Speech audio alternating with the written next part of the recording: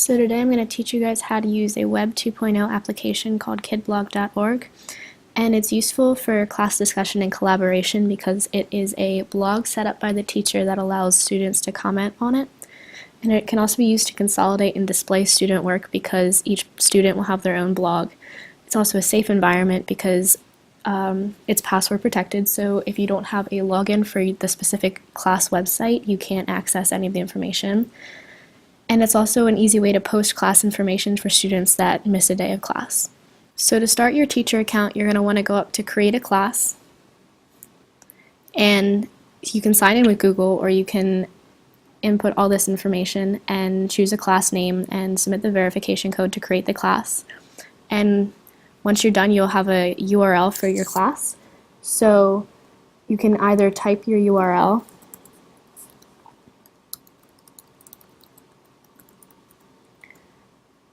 to access your class, and even though you typed in the URL, if you don't have a login, you can't see any of the posts on the page. But if you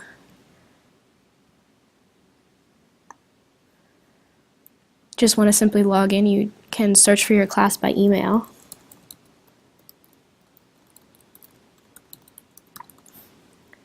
And it will bring up the URLs for each class that are associated with the email.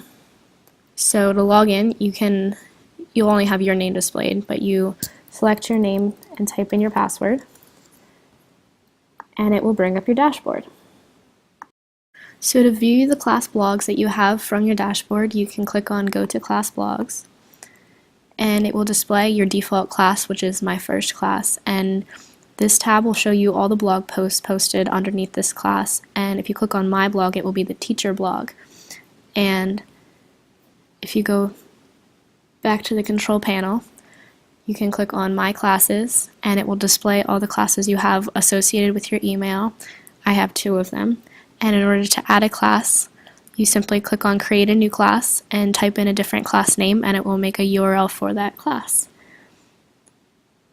So this is my second class, and as you can see, you can pick different themes for each class.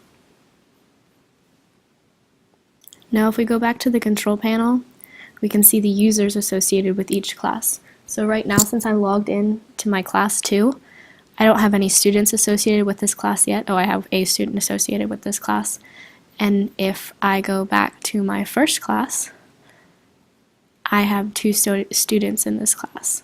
So in order to add students, you simply go to Add New Users, and you can create a display name and a password for the student, and if you want to have them enrolled in multiple classes, you can.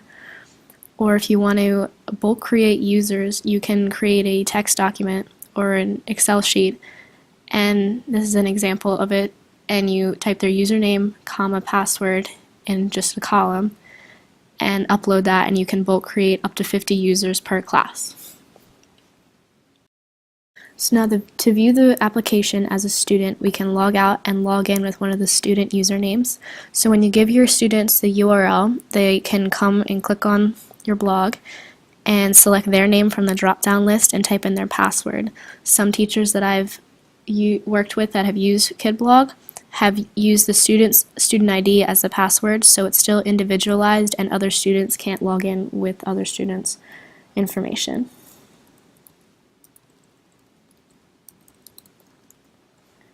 So when a student logs in, they can see their posts, and they can click on the class blogs, and it'll bring up the class that they're enrolled in. So then they can see all the posts that have been posted to this class, and they can see the teacher's blog, which is my blog, and they can also see their own blog that they have posted, and they can come down and read any comments that any other students or the teacher have left for them.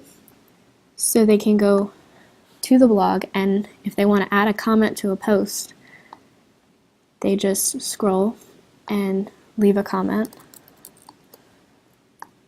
and it's submitted, but it has to be, I have settings set so the comments have to be approved before they're posted, which is a very good security feature, so students can't post inappropriate information on the blog, so the teacher has to view all the posts before they can submit any comments.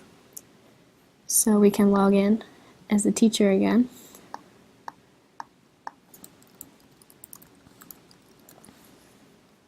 And in our dashboard, once students have submitted comments, it'll simply show up in recent comments, and you can click approve, and it will allow the comment to be posted on the post. So you can go and see this on your class blog. So under this is a test post, we have the student one that left a comment, and it's been approved, so everyone in the class can now see it.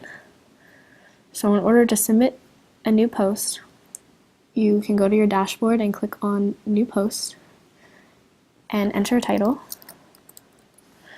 And what's cool about this is you can use this to display any class information for students that may have missed it, so you can keep a daily blog to submit what you did in class that day, and you can attach media, so you can add any kind of video files or Word documents or PowerPoints that you discussed in class.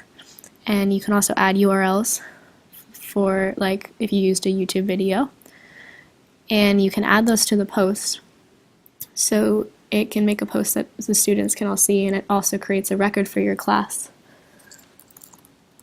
So then you just add whatever you want to add to the post, and you can hit publish, and it will publish immediately, so all your students can now see your posts.